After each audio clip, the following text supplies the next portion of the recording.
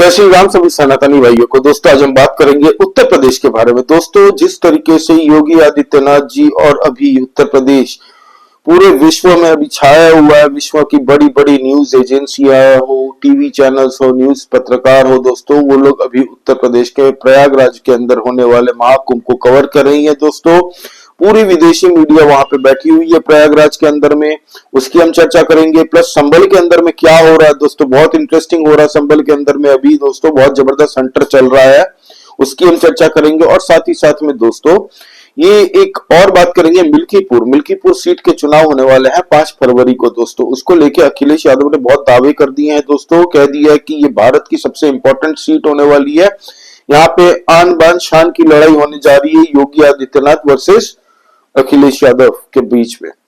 अब दोस्तों इसकी हम चर्चा करेंगे, तो प्लीज आप सब्सक्राइब करिए भारी मात्रा में दोस्तों इस चैनल को। नया चैनल है, आप लोगों की सपोर्ट की बहुत आवश्यकता है। हम लोग इंटरनल पॉलिटिक्स डिस्कस करते रहते हैं दोस्तों। लाइक कीजिए इस वीडियो को और दोस्तों कमेंट भी करके बताइएगा आपका इस बारे में क्या कहना है। तो दोस्तों शुरू करते हैं हम लोग महाकुंभ को लेके। दोस्तों महाकुंभ अपने आप में एक यज्ञ है हर एक सनातनियों के लिए। महाकुंभ उत्तर प्रदेश में आज पूरे विश्व में छाया हुआ है, पूरा विश्व इसके ऊपर चर्चा करने पे बेबस हो चुका है। और दोस्तों वो लोग चर्चा कर रहे हैं, जान रहे हैं कि हिंदू सनातन संस्कृति क्या है, इतना पुराने सिविलाइजेशन के बारे में ये लोग जो वंचित थे दोस्तों, वो अब पढ़ रहे हैं हमारे बारे में। और महाकुंभ को जिस तरीके से वो लोग देख रहे हैं कि इतना भव्य आयोजन चल रहा है भारत के अंदर में, ये अपने आप में एक अकल्पनीय है, अविश्वसनीय है उनके लिए दोस्तों। भारत सरकार जो कि उत्तर प्रदेश की सरकार योगी आदित्यनाथ जी का ये कहना है कि 40 से 45 करोड़ लोग इस महाकुंभ में डुबकी लगाएंगे दोस्तों 45 दिनों के अंदर में, जबकि ये आंकड़ा अपने आप में पार होने की पूरी संभावना है। 60 करोड़ से 70 करोड़ भी ये जा सकती है, आंकड़ा कोई ठीक नहीं है अभी तक, क्योंकि जिस हिसाब से शुरुआती एक हफ्ते में हमने देखा दोस्तों, पिछले एक हफ्ते के अंदर में करोड़ों की संख्या में लोगों ने डुबकियां लगाई है दोस्तों महाकुंभ के अंदर में। कितना रोजगार जनरेट हुआ है, चाहे वो फूल बेचने वाले हो, चाहे वो अगरबत्ती बेचने वाले हो, टेंट कैंप, पीने का पानी जो प्रोवाइड करा रहे हैं वहां पे दोस्तों, प्लस चाय वाले हो, इंडियन रेलवे हो दोस्तों, होटल्स हो, वहां की हर एक डिपार्टमेंट को दोस्तों कमाई का पूरा अवसर मिला है इस बार दबा के। अब दोस्तों यहाँ पे उत्तर प्रदेश एडमिनिस्ट्रेशन और उत्तर प्रदेश पुलिस की प्रशंसा करनी हो कि जिस तरीके से वो लोग 24 घंटे दोस्तों अपनी ड्यूटी दे रहे हैं घर बार छोड़ के, उनको भी हैट्स ऑफ है दोस्तों। और ये इतना बड़ा भव्य आयोजन उनके इस त्याग के लिए दोस्तों, और उनकी इस तपस्या, वो भी अपने आप में एक ड्यूटी की तपस्या कर रहे हैं दोस्तों। उनकी ड्यूटी के लिए दोस्तों ये सुनिश्चित हो पाया है कि इतना बड़ा भव्य आयोजन आज हम देख पा रहे हैं अपनी लाइफ टाइम इवेंट में। ये हमारे लिए अपने आप में एक गर्व का अनुभूति प्राप्त कराता है दोस्तों कि इतना बड़ा इवेंट भारत में हो रहा है और हम इसको देख रहे हैं, विटनेस कर पा रहे हैं दोस्तों। हर एक इंसान के जानने पहचानने वाले कोई ना कोई ऐसा व्यक्ति होगा जो महाकुंभ में जा रहा है या जाने वाले हैं या वो जाके आ चुके हैं दोस्तों, है ना। तो हम देख रहे हैं किस तरीके से बंगाल से लोग बाई कार आ रहे हैं दोस्तों, बाई फ्रॉम गुजरात आ रहे हैं दोस्तों, आंध्र प्रदेश से आ रहे हैं, पंजाब से आ रहे हैं, हिमाचल से आ रहे हैं दोस्तों, नॉर्थ ईस्ट के दार्जिलिंग से आ रहे हैं। हम वीडियोस देख रहे हैं सोशल मीडिया में जब लोग बता रहे हैं कि हमें ट्रेन की टिकटें नहीं मिल रही, जबकि 13,000 से ज्यादा स्पेशल ट्रेन अवेलेबल कराई है दोस्तों इंडियन रेलवे ने, वो उनकी भी टिकटें नहीं मिल रही है दोस्तों। एयरलाइन जो कि इतनी महंगी हो चुकी है अभी फ्लाइट प्लेन की कीमतें कि अभी हर एक व्यक्ति के लिए संभव नहीं हो पाता, तो भी दोस्तों वो फुल पैक्ड जा रही है और फ्लाइट की टिकट्स भी अवेलेबल नहीं मिल रही है झट से। तो लोग सबसे बेस्ट अभी ऑप्शन देख रहे हैं कि हम भाई गाड़ियों से ही चले जाएं, सबसे बेस्ट है दोस्तों। कितने लोगों का रोजगार आप सोच सकते हैं वहां से जनरेट होता होगा, है ना। ये देख के आज तक एक भी ऑपोजिशन पार्टियों के कोई भी नेता, आप पूरे भारत के अंदर में जितने भी ऑपोजिशन नेता हैं दोस्तों, ऑपोजिशन के किसी ने भी महाकुंभ पे दोस्तों ट्वीट नहीं करके बधाई दी, सनातन संस्कृति को लेके, महाकुंभ को लेके कोई ट्वीट नहीं किया दोस्तों, कोई उल्लेख नहीं कर रहे हैं। ये हमें बताता है कि सनातनियों के बारे में किन की क्या सोच है, किस पॉलिटिकल पार्टी की। अखिलेश यादव ने टीका टिप्पणी करने की कोशिश की, कटाक्ष किए कुछ महाकुंभ के प्रबंध को लेके दोस्तों, लेकिन आप सोचिए, घर के अंदर में एक जब शादी होती है ना दोस्तों, तो भी लास्ट मिनट तक हमसे कुछ ना कुछ छूट जाता है, जबकि ये भव्य आयोजन 45 करोड़ लोगों को देखते हुए दोस्तों किया गया, तो हो सकता है कुछ ना कुछ मिस हो चुका हो एडमिनिस्ट्रेशन से। लेकिन एडमिनिस्ट्रेशन ने पहले दिन के बाद ही दोस्तों ये कह दिया था कि कुछ ना कुछ जो कमियां रह गई है ये हम 1-2 दिन के अंदर ही पूरी कर देंगे, किसी को कोई दिक्कत नहीं होने देंगे।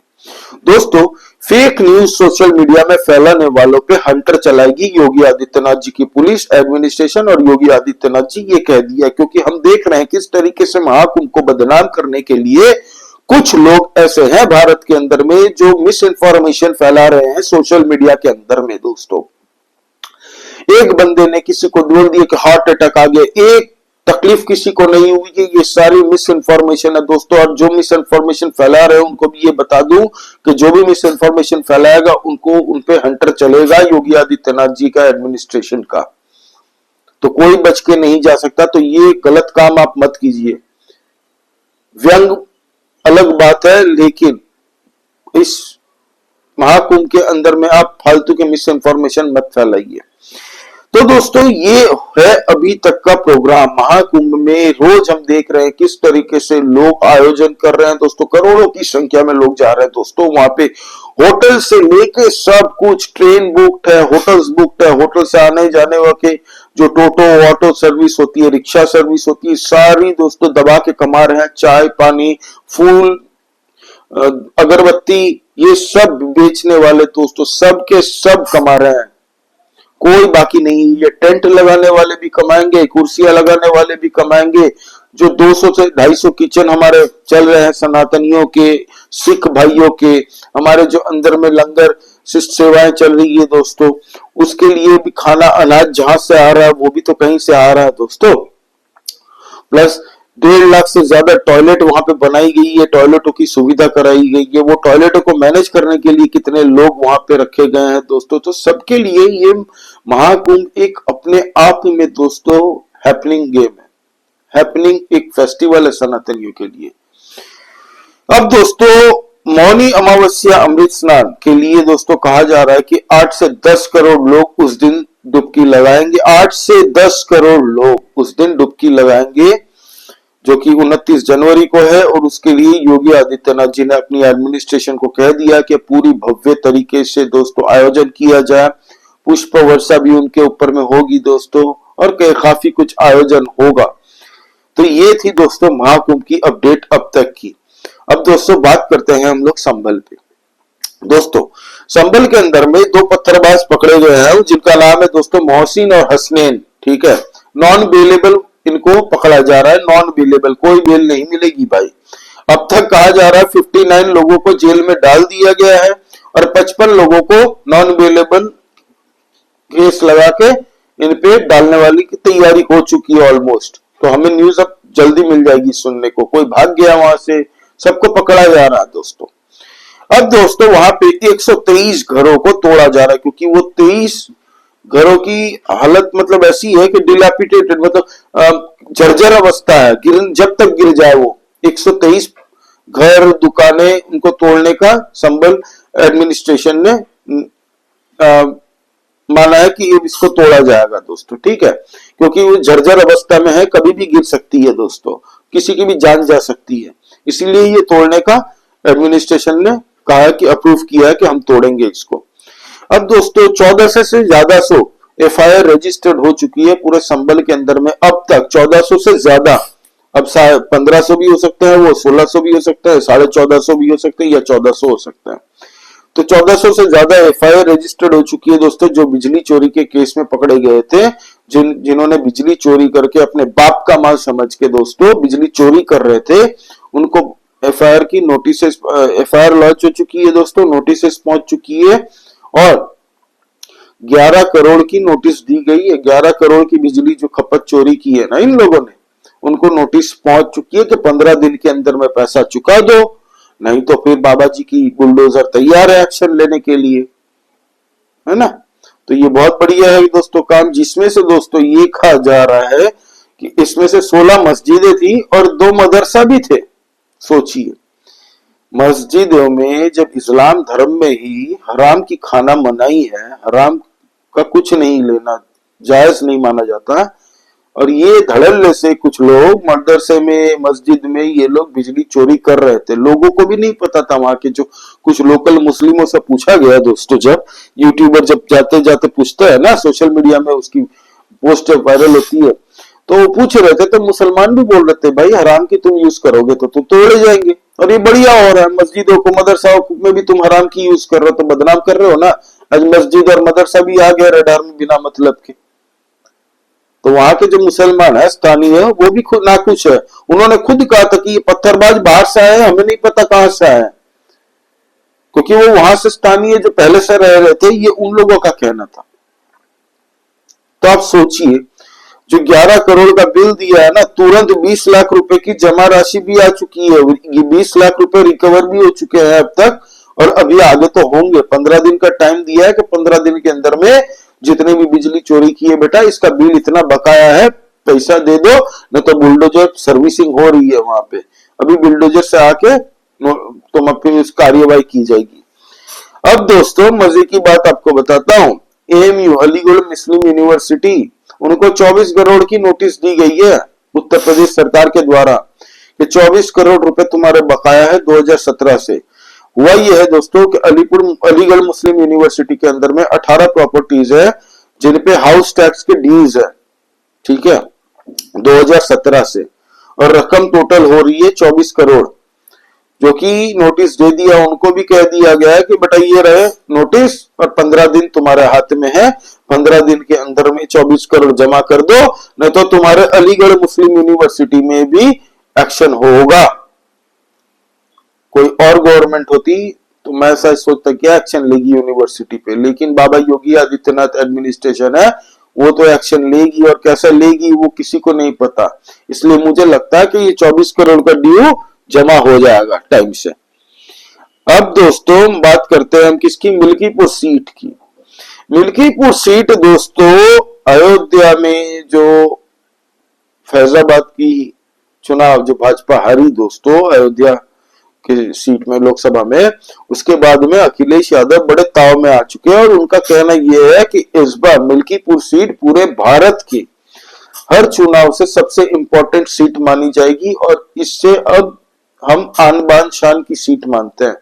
अखिलेश यादव का यह कहना है कि पूरी ताकत समाजवादी पार्टी झोंक देगी इस सीट को अपने हाथ में रखने के लिए और योगी आदित्यनाथ जी की भाजपा को हराने के लिए। दोस्तों अब बात करते हैं योगी आदित्यनाथ जी की। योगी आदित्यनाथ जी खुद इस बार सूची कर रही है, और इस बार पूरा चुनाव उनके ही निर्देश से लड़ा जा रहा है। वही आर्किटेक्ट है, योगी आदित्यनाथ जी ने पूरी कमान अपने हाथ में ले ली है। आन बान शान की जब बात करोगे अखिलेश यादव, तो जवाब भी भाई योगी आदित्यनाथ जी खुद आए हैं।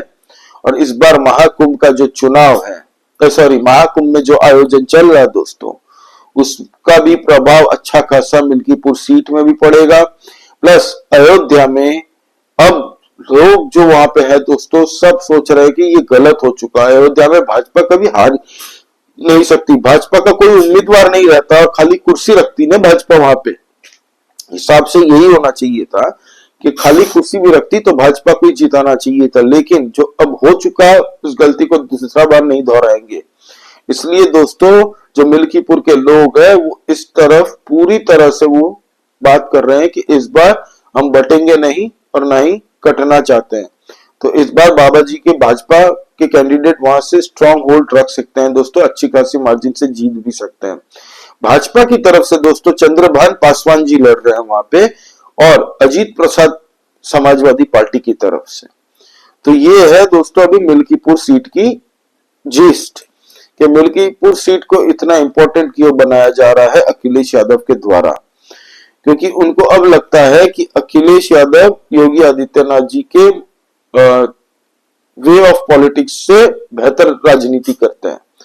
जबकि जनता ने उनको 2017 में भी जवाब दे दिया, 2022 में भी दे दिया, और 2024 के लोकसभा में भी दे दिया जवाब। तो अखिलेश यादव इस बार लोकसभा में कुछ सीटें क्या मिल गई ये ना सोच ले गलती से कि चीफ मिनिस्टर और आज भी दमदबा समाजवादी पार्टी का ही है। ये कुछ गलती हमारी हिंदुओं की भी है, सनातनियों की भी है, जो वोट देने नहीं गए थे और वहां पे कैंडिडेट चूज करने में भी काफी तकलीफ हुई थी, काफी गलतियां हुई थी भाजपा से, जिसका फायदा ये लेके गए। और कई ऐसे मुद्दे हैं दोस्तों जिसका फायदा मिला। खटाखट स्कीम की फर्जी जो पर्चियां बांटी थी कांग्रेस ने, पब्लिक को बेवकूफ बनाया था, वो सब भी इफेक्ट काम कर गया है दोस्तों, लेकिन उसकी हम चर्चा नहीं करेंगे। मिल्कीपुर सीट अभी कांटे की टक्कर है। योगी आदित्यनाथ जी पूरी ताकत झोंक रहे हैं दोस्तों अपनी तरफ से, और अखिलेश यादव अपनी तरफ से झोंक रहे हैं दोस्तों। हालांकि भाजपा के एज ज्यादा है, क्योंकि महाकुंभ में अभी शंखनाद होगा। अभी काफी महाकुंभ से दोस्तों सनातनियों के लिए काफी ऐसे टर्म्स आएंगे दोस्तों, सनातनियों के लिए काफी ऐसे मैसेजेस बाहर आएंगे जो आने वाले कई वर्षों तक सनातनियों को संजो के रखेगा। एकता के लिए संदेश वहां से निकल के आएगा दोस्तों। और इस बार का महाकुंभ का थीम भी यही है कि एक है तो सेफ है, यही है थीम दोस्तों। एक रहने की वहां से सीख हमें मिलेगी। अब दोस्तों वक्फ बोर्ड की एक छोटी सी एक एड इंफॉर्मेशन दे दूं दोस्तों। वक्फ बोर्ड के जो सुन्नी सेंट्रल वक्फ बोर्ड के चेयरमैन थे दोस्तों जोफर फारूकी साहब, जिन्होंने मायावती के वक्त में भी उनके साथ भी काम किया था, मुलायम सिंह के साथ भी काम किया था, अखिलेश यादव के साथ भी काम किया था, और 2-2.5 साल से योगी आदित्यनाथ जी के साथ भी काम कर रहे हैं दोस्तों। ये भाई साहब के ऊपर में आरोप लगाया गया है कि इनकी फॉरेन में भी बहुत सारी प्रॉपर्टीज है, ठीक है। जो वक्फ बोर्ड की जमीनें ये लोग हड़प कर लेते थे, उसके अंदर में दोस्तों प्लॉटिंग कर करके बेचने का भी इनके ऊपर आरोप है दोस्तों। हालांकि ये भाई साहब दिख नहीं रहे हैं, एब्सकॉन्डिंग है, गायब है, कहाँ है किसी को पता नहीं है। इसकी जांच अभी पुलिस कर नहीं रही है, वैसे इंफॉर्मेशन के लिए बता दूं, लेकिन ये न्यूज आ चुकी है। वक्फ बोर्ड के ऊपर में आंख टेढ़ी योगी आदित्यनाथ जी की कब हो चुकी थी, जब एक मौलाना वो बरेलवी रजवी बरेलवी जो साहबुद्दीन रजवी बरेलवी था, उसने कह दिया था कि प्रयागराज के अंदर में जो महाकुंभ हो रहा है 54 बीघा जमीन वक्फ लैंड की है, जिसके ऊपर में महाकुंभ का ये भव्य आयोजन हो रहा है। जब ये कहा था तब योगी आदित्यनाथ जी ने कहा था कि कोई भी रोग कैंसर होने से पहले ही उसकी सर्जरी करना आवश्यक है, और अब हम सर्जरी करने के लिए तैयार है, याद है ना। तो अब भयंकर तरीके से सर्जरी होने वाली है वक्फ बोर्ड की भी उत्तर प्रदेश के अंदर में। कहा जा रहा है कि जितनी भी तुम्हारी प्रॉपर्टी है उसको लिस्ट करके वेबसाइट में तुम उतारो, और एक एक प्रॉपर्टियों की डॉक्यूमेंटेशन स्क्रूटिनी होगी दोस्तों, पूरी प्रॉपर डॉक्यूमेंटेशन के साथ। तो आप सोच लीजिए। और एक मौलाना साहब ने तो ये भी कह दिया, क्या तुर्की के क्या नाम था उनका, उन्होंने तो ये भी कह दिया कि 80 से 85% वक्फ की जमीनें जितनी भी प्रॉपर्टीज है दोस्तों वो फर्जी है, वक्फ ने फर्जी तरीके से कटनाई है।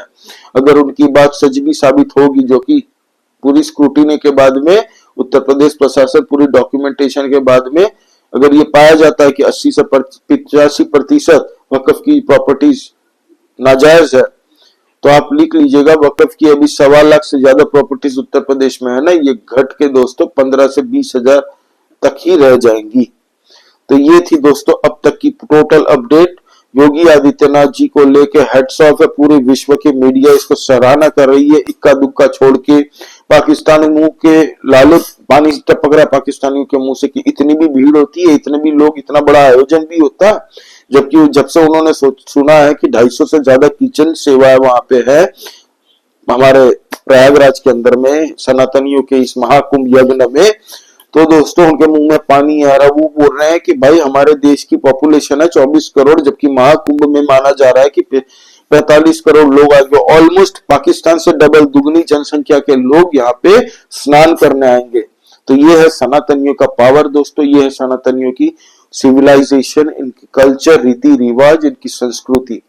तो इसके बारे में पूरे विश्व को जानना जितना जरूरी है, पूरे विश्व से पर्यटक वहां पे आ रहे हैं दोस्तों महाकुंभ में।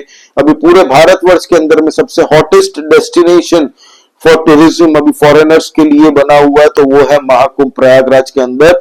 विश्व के हर एक कोने से लोग, टूरिस्ट वहां पे आ रहे हैं दोस्तों, और डुबकी लगा रहे हैं और भक्ति में लीन हो रहे हैं दोस्तों।